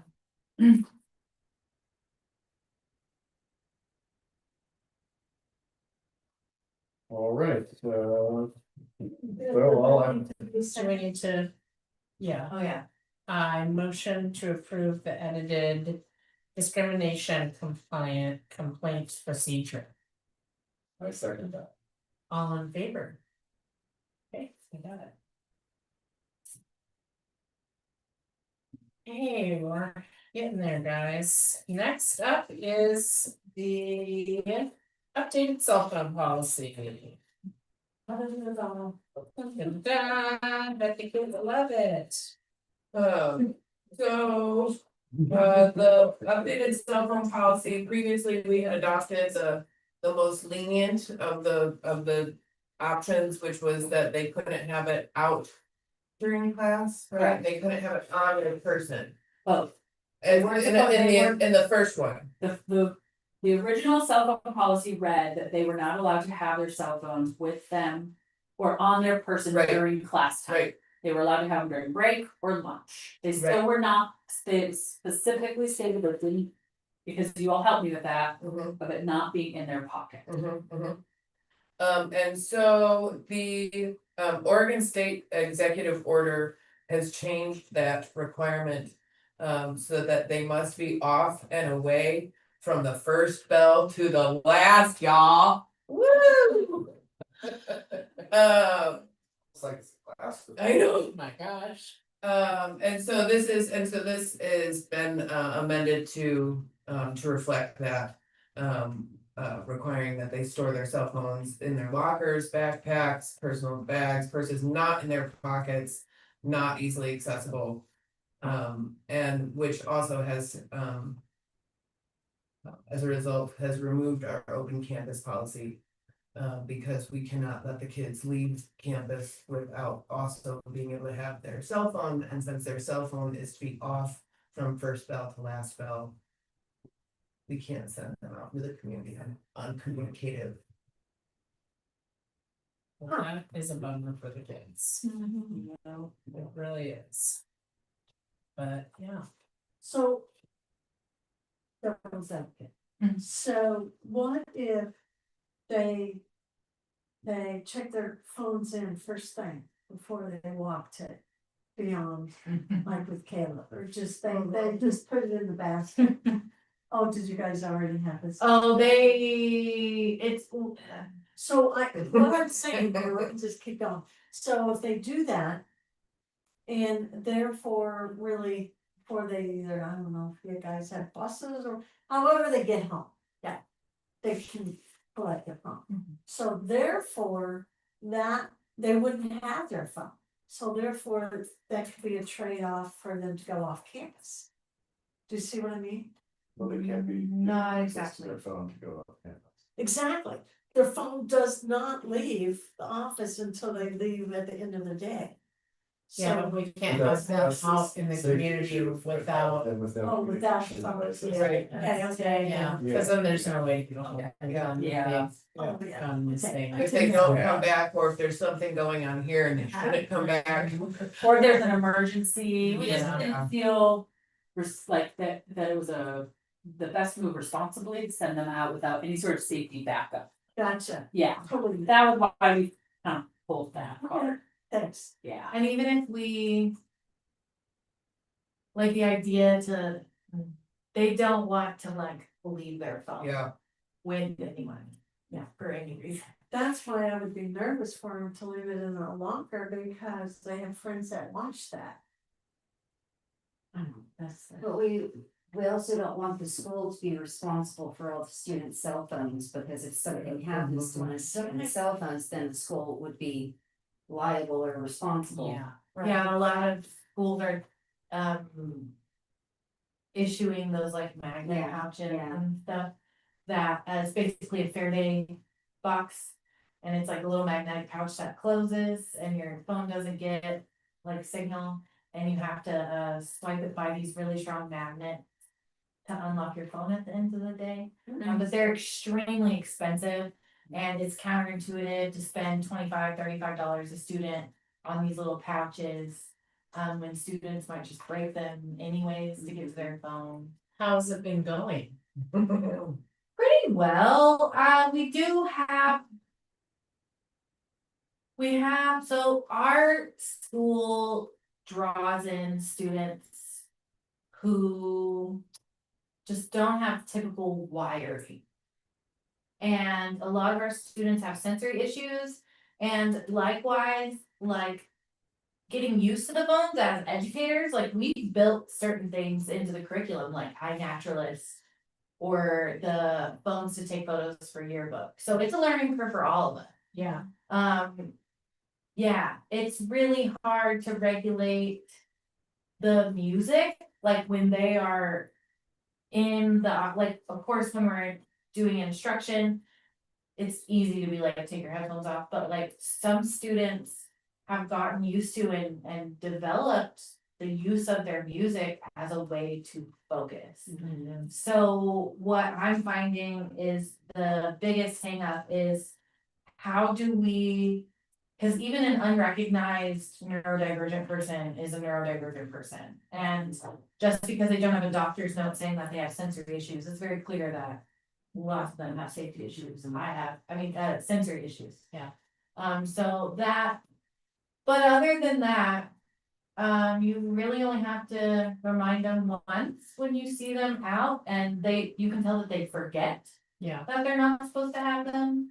So, I mean, it's not as much of a fight as I thought it would be. That's great news. That's really heartening. It started out a little bit more. I have a little different experience, but hey. Yeah.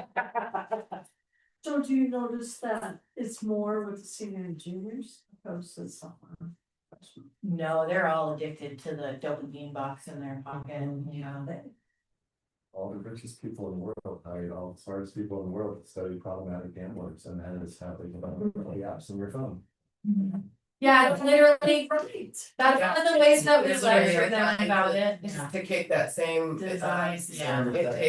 Yeah. Yeah, we're all- And we've, for lack of a better word, we've colonized all the land, and so the only thing left to colonize is your free time. And so they want access to every free minute that you have. And that's how, I tell the students that like it's tricking them. They're falling prey to it and they need to pull it out, but I also understand, like, we live in a technologically advanced world where we all have access to our phones at any given time, and like I said, we developed it into some of the curriculum, so having to like relearn that is also a huge learning curve, at least for me. Yeah. As a science teacher. So as far as wording of this policy, the second bullet point under expectations. It seems like ask should be required. What? Steps for this. Second bullet. Second. Yeah. Expectations, cell phones, and other apps to be turned off, it should be required, it should be turned off, school day, it should be required.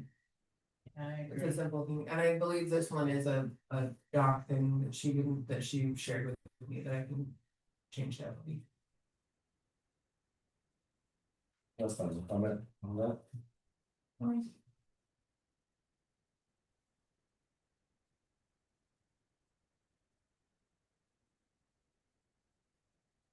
Are we voting on this? As a policy? What the state says is that we have to have an updated policy by October, and then it has to be in. Practice by December. So the state acknowledges that we have a learning curve as well. And so we're ahead of the curve right now, seeing though it is September, so just to throw that timeline out there. Okay.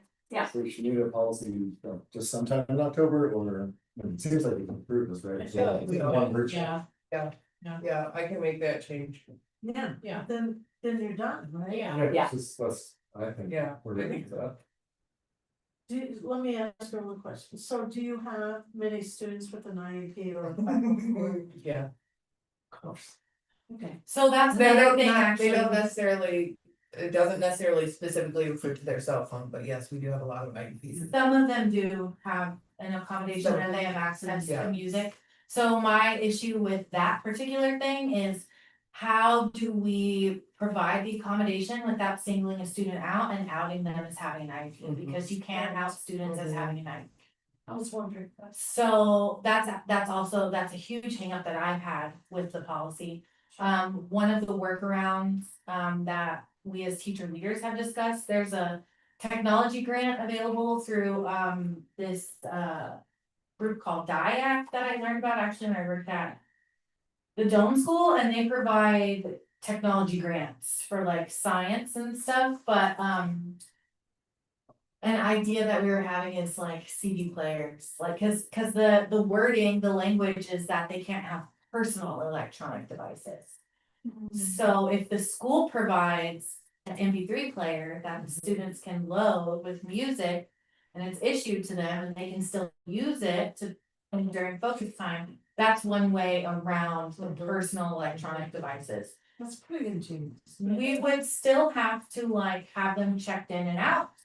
So that we know students aren't like taking them home, et cetera, et cetera.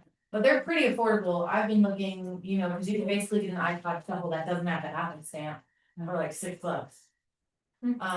So, yeah, it's the same product, just doesn't have the brand name on it, so that's something that we're looking at.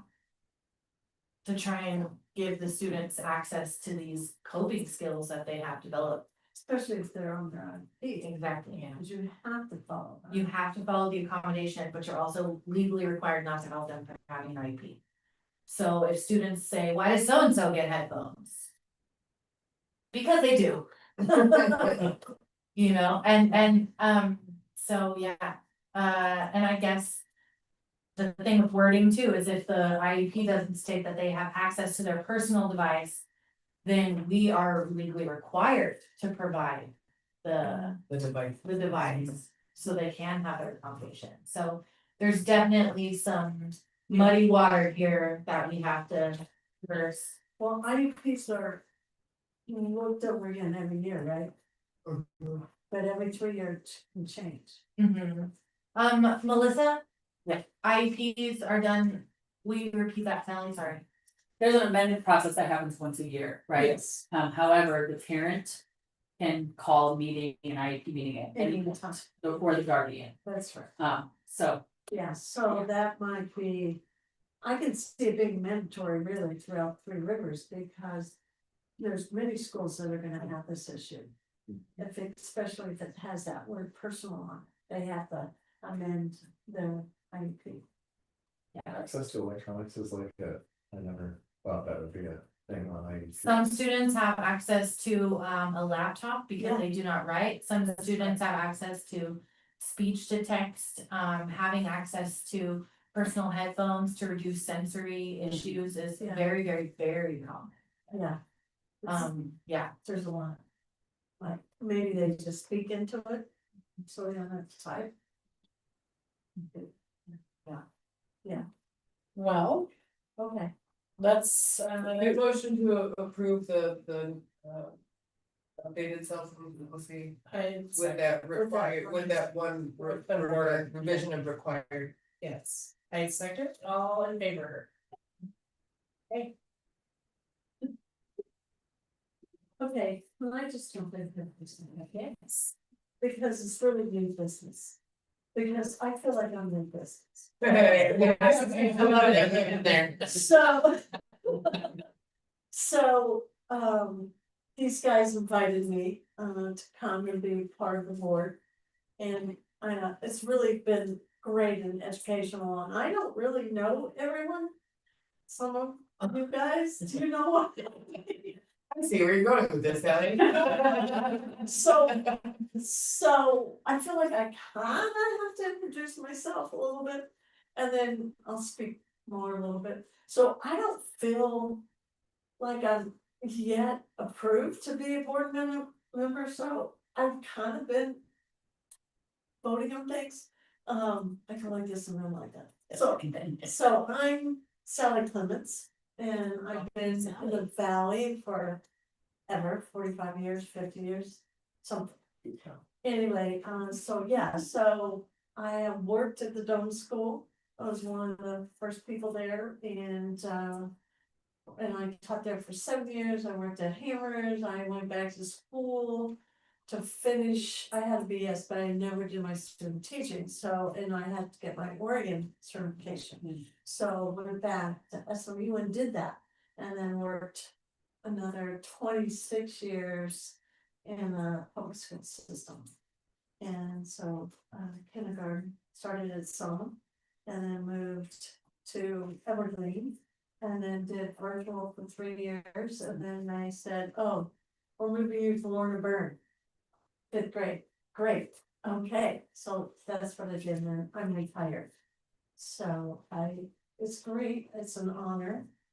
And with that being said, I am going to take a big trip. So I'm driving cross country to Kentucky. That's where I was born and bred. And then, so I won't be back until December. So that's why I didn't volunteer to be on the bottom of your little things, and but if this is all okay with you guys, we'd be glad to return to. Yes.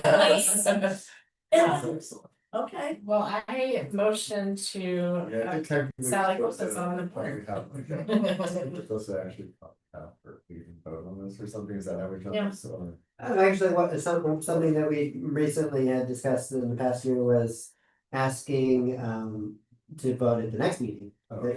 So that you really have time to think about it. Okay. It also might make sense to say, well, if you're not gonna be here through December, maybe, We'll vote in vote in December. December. like, Sure. cause then you're just gonna be absent. But Well, maybe, Yeah. but, however, I'm no longer part of the board, so however you guys will.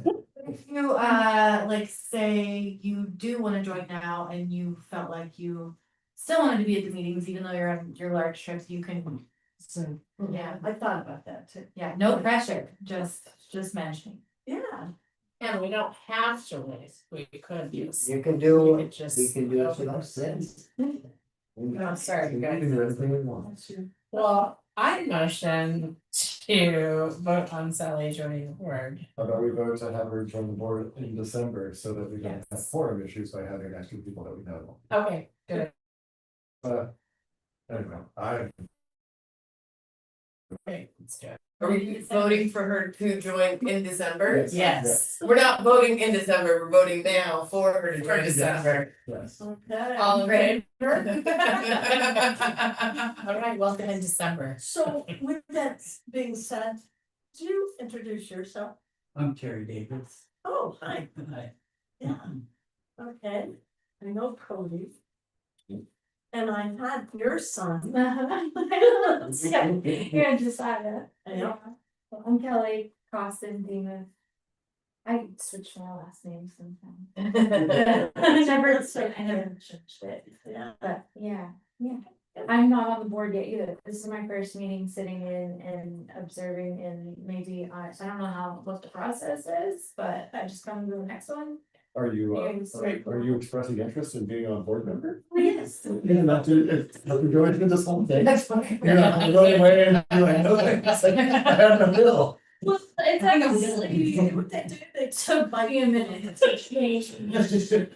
My brain, so like, the finances stuff, and all that, but, no, I'm really interested, my daughter's a junior this year, and I love the school, I'm a big fan, and what it's done for her has been amazing, and I'm just so impressed at everything that you guys have put together, all your hard work, and I'm sorry I didn't join the board earlier.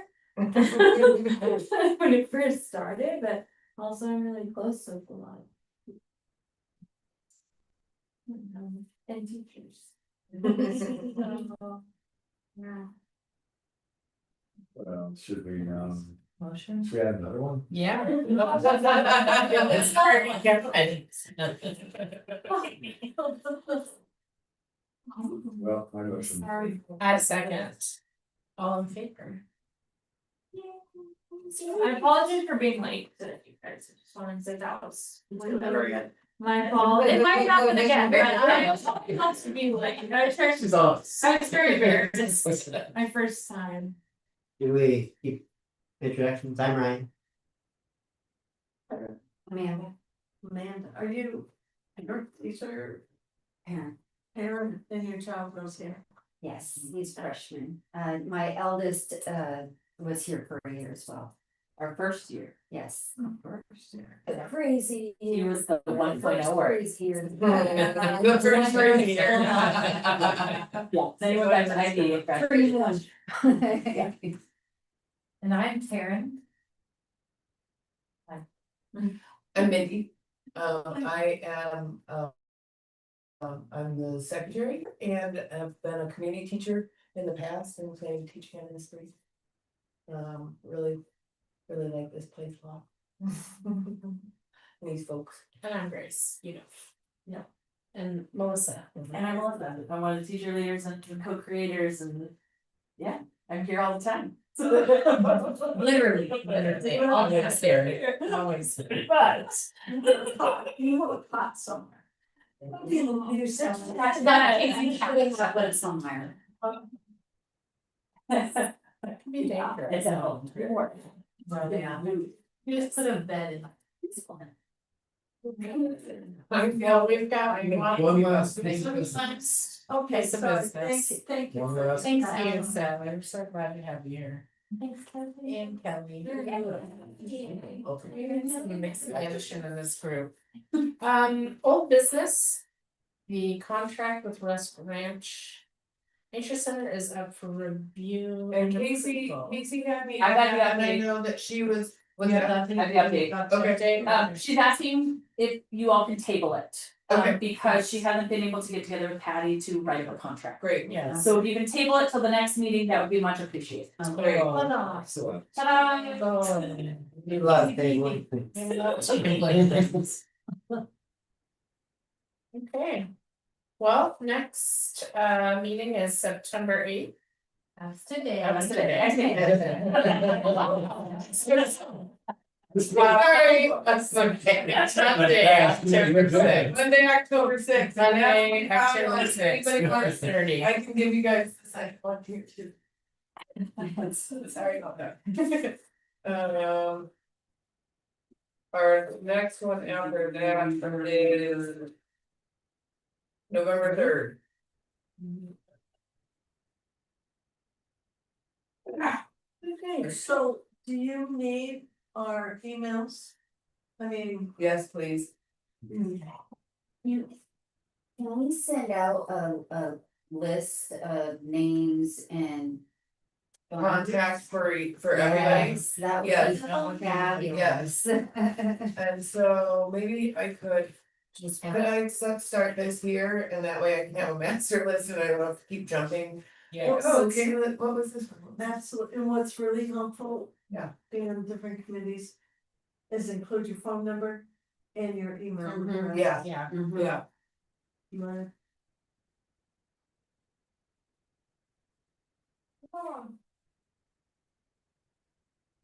Great job there, guys. Now we're down the line.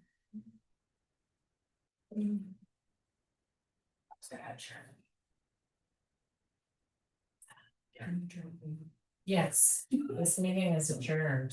6:35. 6:35.